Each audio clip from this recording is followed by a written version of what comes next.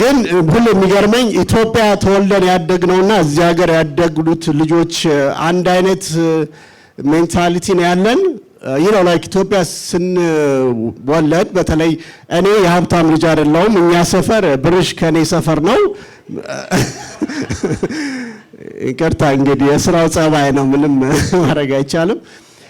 እኛ በብረት በእሳት የተፈተንን ብረቶች ነን። ከህፃንነት ጀምሮ የተሰደብን የተተረብን ምናምን አድገናልና እዚህ ሀገር ስንመጣ like what bullying ምናምን የሚባል ነገር የለም። ትዝ ይለኛል ሃይ ስኩል ጤና ይስጥልኝ። እንግዲህ በልተናል ምሳ።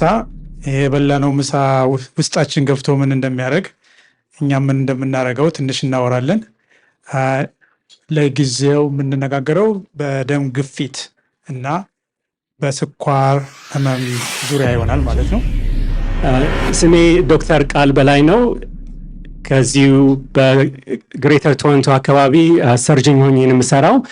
ዋናው የምሰራበት ስራ እንዲያውም የትልቅ አንጀት ካንሰር ወይም ጋስትሮኢንተስቲናል ኦንኮሎጂ ይባላል እና በየቀኑ ማየው ችግር ስለሆነ ይህንን አጋጣሚ ተጠቅሜ ትንሽ ለእናንተ ያለኝን አስተያየት ለማበርከት ፈልጌ ነው። እና ያው መግደላዊት እባላለሁ። የሁለት ልጆች እናት ነኝ። እግዚአብሔር ይመስገን። የብሬስት ካንሰር ሰርቫይቨር ነኝ። 15 ዓመት ሆኖኛል። With intergenerational trauma, how that has an impact on us as individuals, family units, communities, and nations. And we moved on to the body. We looked at diabetes and hypertension and different types of cancers.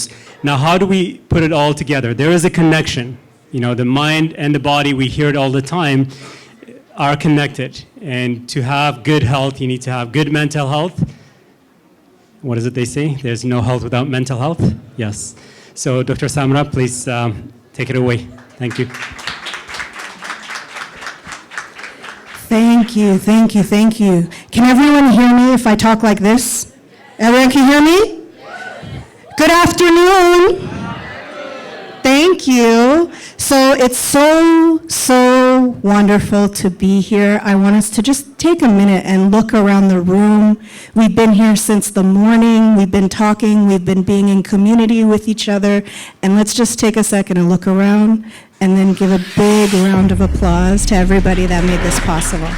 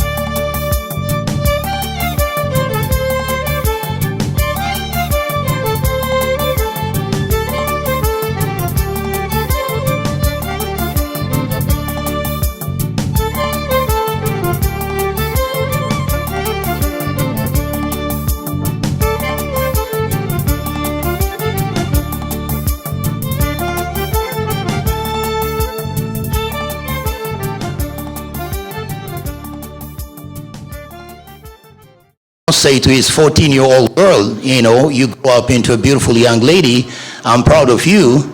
And then a sense of self-confidence go off the roof. She goes to school, a boy will look at her and say, I love you. And then, can I take you? You look beautiful. She said, I know. How do you know? My father told me.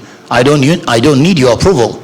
So, but when they don't get that, they become compliant. They begin to go with any and every boy that tells them that you're beautiful.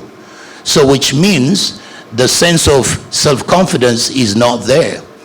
So, trauma can be introduced, and it can also be passed from parents to children. That's a different story. But what I'm trying to say that it affects our day-to-day life. I think let the experts speak. Well, a lot has already been said, so I'm not going to add much to it. What I would like to say is there is the individual. There is the individual, and then there are the relations, friends and family. And then there is the community, and then we have the society. So trauma is omnipresent. We face trauma every day throughout our lives, and it affects all those layers. So generally speaking, when we talk about trauma, it's not about the event that happened. It's about whether we have processed the trauma or not, right? It's about having witnesses, right? It's about having conversations and processing the trauma. That's trauma. It's not the event, it's how it affects us. Thank you. Thank you. So just adding on to what someone had said, let's get into specifically how trauma kind of affects children and like how that gets passed down. Do you have any thoughts on that? It's a very good question. Now, in trauma, there's family 0, family 1, 2, 3, 4. So which means the first family who has experienced the trauma, and they become the first one, and then they pass it to the second generation, a third generation. How is the question? So a very good example, maybe this gives me an opportunity to speak about the Holocaust survivors. So the Holocaust survivors, for the first time when we heard about the word trauma, it was 1966 in the US and 1988 in Canada. And then how did we come to know that? Because the third generation of the Holocaust survivors, they began to see psychologists. So when the research was made, they see psychologists 300 times more than the regular population. So the question was asked, what is it? So I also wanted to interject here, there's a culture of silence, not only in my culture in Ethiopia, but everywhere, a culture of silence. So the first generation, the trauma survivors, the Holocaust survivors, they talk about it on a dinner table, they talk about it, and then when they're going out and coming in, but they say, you have to hold it to yourself. If you speak to other people, they'll look down on us. So the second generation also passed it to the third generation. So the third generation, just as I said, dining table, sometimes it's gesture, like the way you live your life. You're afraid, you're startled, and people begin to question, why, mommy, why are you this way? And then that is passed on to the third generation. But the third generation say that we can't sweep it under the rug. We want to process it. We want to deal with it. We don't want to pass this to our children. So they started going to the psychologist so that they can process this. But it also happened to the Ottoman Empire, the First World War. I like to tell that story. When they went to war, over 2 million people went to war with Turkish people, and government. So, but when they came back after the First World War, only 200,000 people came. 1.8 million people died. So now, what did they do? They actually deleted that from their history. And then they start living a culture of silence. If we say 1.8 million people have been killed, now we be seen as weak nation. So we don't want to talk about it. So there's fragmenting the truth, and you pick and choose and tell this and leave that. The one that doesn't suit you, you leave it. The one that suits you, you talk about it. So there's deleting history, there's also fragmenting history, and then there's also a culture of silence. So I think, if you ask how, just like as I said, people are discussing it, sometimes too, there's also what we call secondary traumatization. So the way how the parents live their life, a life of fear, a life of like anger, or maybe having quarrel between parents, and then the children are observing that. They are silent listeners. As they are listening, they are also absorbing the trauma. They are traumatized. So there are so many ways. I think I don't want to just take so much time to speak on that. So should I? Maybe should I? After you. Okay. Should I add a little bit to? Yeah. Okay. So how does trauma get transferred to the next generation, right? So it can happen in different ways depending on how the person who's transmitting trauma has addressed their trauma.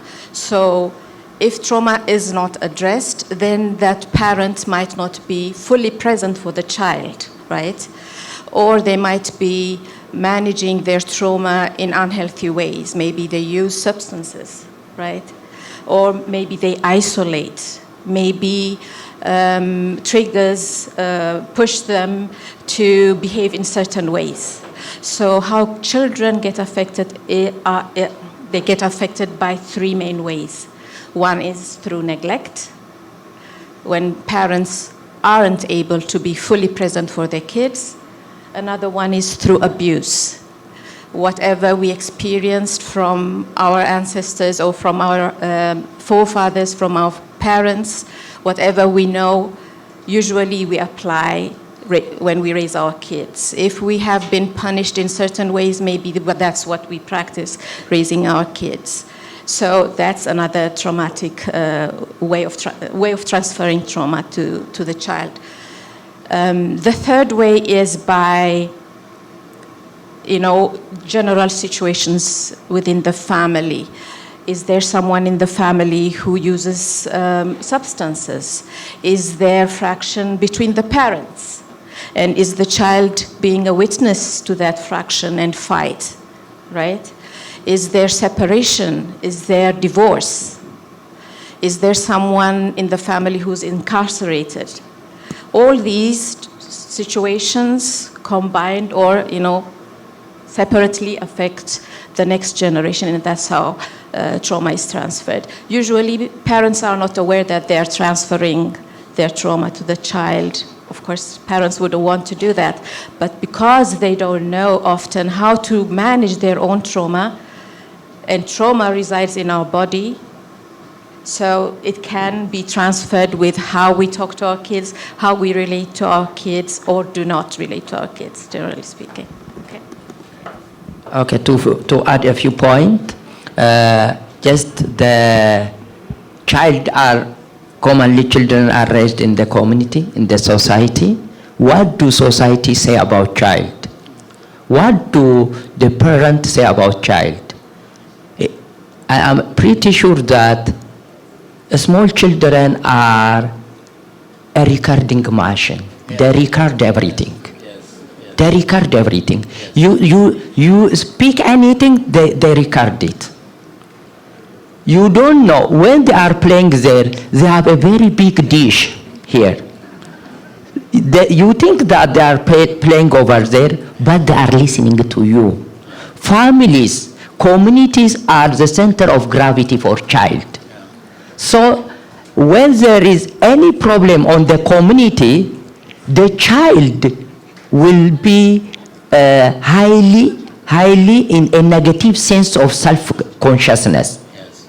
When those community, the idea, the concept from community arrive at home, the father or the mother, especially in my home country, uploaded or installed all those problems on the child. They reflect on the child. So that child will be traumatized automatically through many dimensions. My piece of advice is you don't need to bring a child to this nation without treating their trauma. Yes. Because here you are a silent mover. In my country, our trauma is treated through a lot of discussion, talk, play. We have a number of eating together, talking, coffee ceremony, a lot of እቁብ እድር ብዙ ነው የኛ እንዲህ ተቃቅፈን። አሁን እኔ ስልጠና ሰጥ ብዙ ጊዜ ሰዎች ተነስታችሁ ሲተነካኩ ለዚህ ክልክል መሰለኝ ሰው አይነካካም አይደል? በህግ ያስጠይቃል። እኔ በእኔ ሀገር ስልጠና ሰጥ people will stand up and massage each other. Can you do that right now? I don't think you can. I am afraid to ask that. So child trauma is commonly because of our misunderstanding of the child, especially in their early age. This could be from nearby, from neighbors, from aunt, from uncle, and different family members, especially in our case. Here you know what the source of your trauma.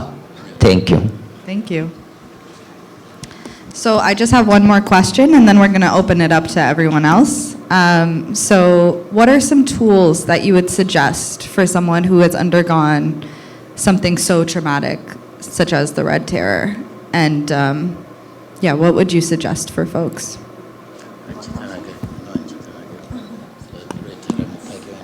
Okay. So I would suggest, first of all, understand yourself.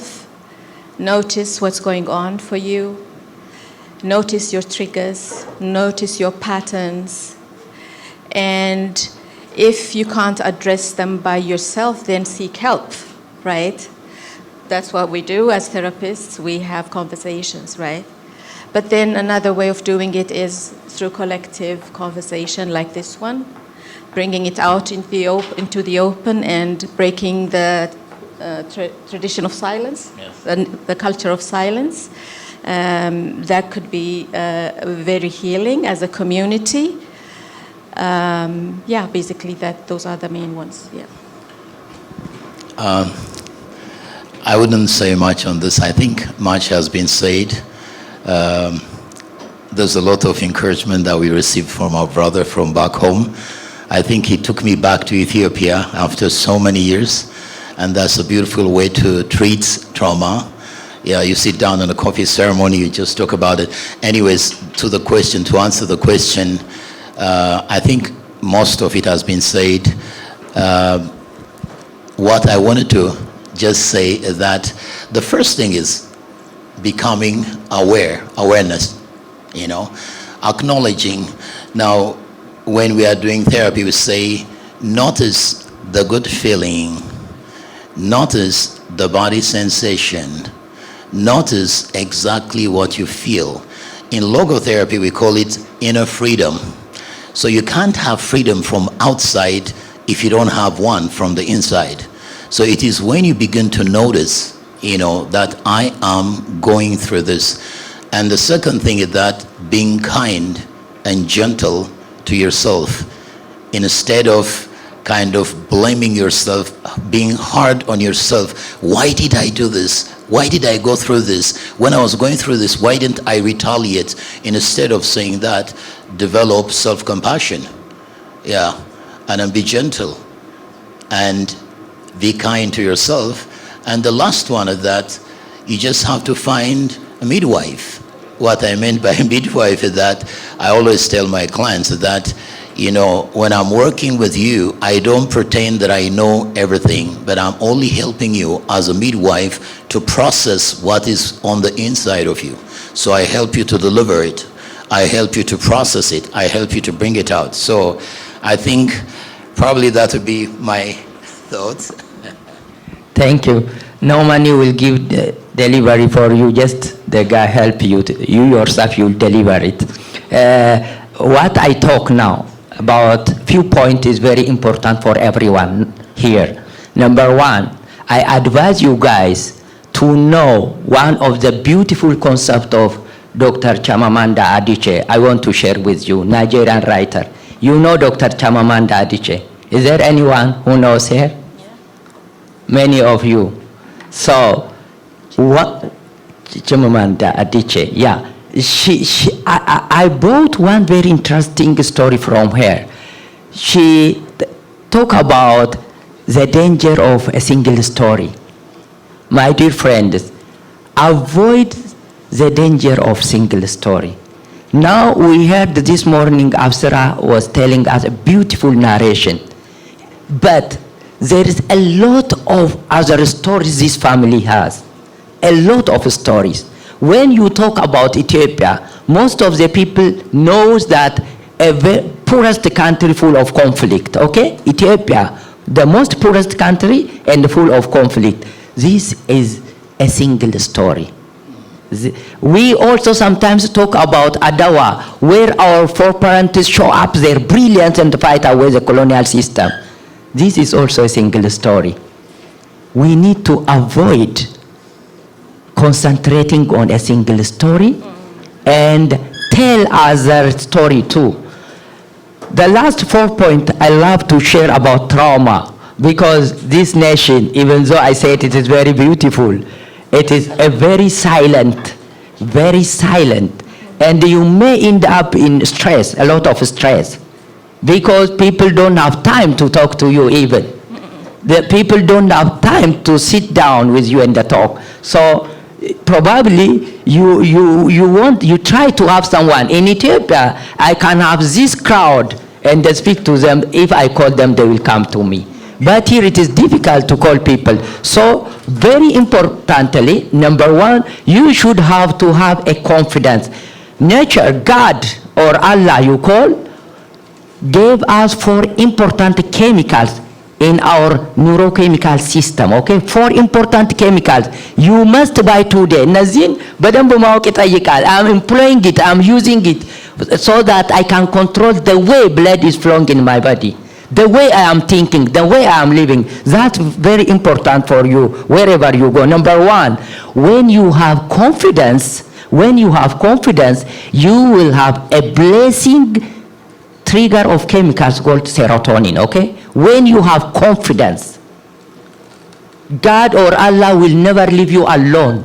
He will allow you to get a switch off or a fountain of serotonin, okay? Have a confidence. How you will have a confidence? Try to work hard.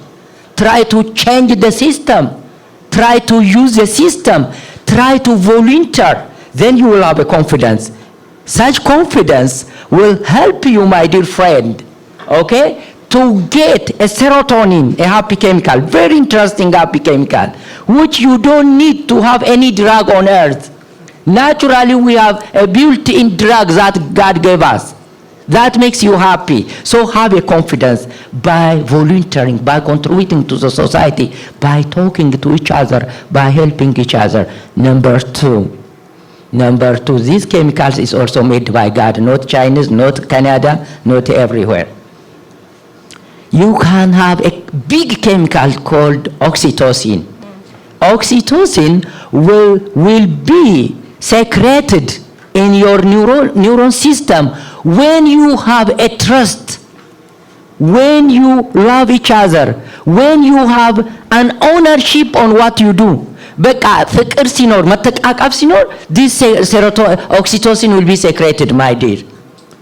It's free. You don't pay for that. It's free chemical. Oxytocin, for sure, these Canadian citizens, most of them will have this serotonin, oxytocin. Why? Because they trust you. I know they trust you. Very nice people. They trust in you very well. So when you trust your husband, your wife, your child, oxytocin will be secreted for you. You have to hug your child. You have to hug your wife. You have to hug each other. This is the second chemical that is prescribed by God to you.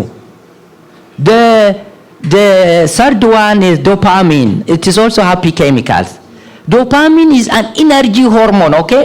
That's secreted into when you get praise. For example, if you have a staff, try to praise them. Thank you. Gosh, አመሰግናለሁ በሏቸው ልጆቻችሁን. Then they will have this dopamine trigger, okay? Dopamine secretion. ታንክ ዩ አመሰግናለሁ ስትሉ ሶ ነምበር 1 ኮንፊደንስ በራስ መተማመን ሲኖር ምን ሴክሬት ሴሮቶኒን ሳውን ስትወዱ እምነት ሲኖራችሁ ኦክሲቶሲን ኦኬ ኢነርጂ ሲኖራችሁ ደግሞ ቱ ዱ ሊስት ሲኖራችሁና አፕላይ ስታረጉ ዶፓሚን the last fourth chemical is endorphin. Endorphin is a smile hormone. Can you smile now? Can you do that? It's not free. You will be paid when you smile. Allah or God will pay you a huge chemical called endorphin in your neuron system, okay? So, I don't see people smiling here even. Yeah, great. Oh, great. So, these are the 4 important chemicals that help you to alive, to work, and to live, okay? If you deny all this, if you don't have serotonin, if you don't have oxytocin, if you don't have dopamine, if you don't have endorphin, 4 chemicals, if you killed them by failing to do very small task, you will never left alone. You will want giant chemical called cortisol.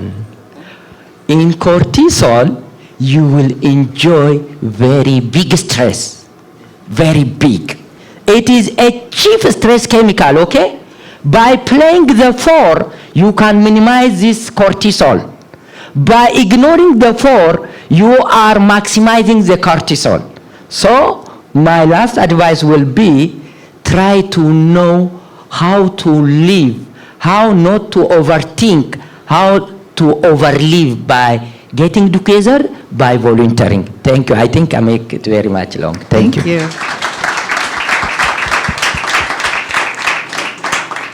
So now we wanted to open it for questions. Does anyone have any questions for these 3 psychotherapists? Just Thank you so much. That was very informative. So I wanted to ask about silence. So in our culture, silence stems from shame. And so I was wondering if you can give us some pointers on how parents can start to break the cycle of shame that's so embedded in our culture, and how children can break the cycle, because a lot of children and youth are also continuing that cycle and experiencing shame when they, when they make a mistake or they do something that they feel like is bad, right? So if you can just speak to that.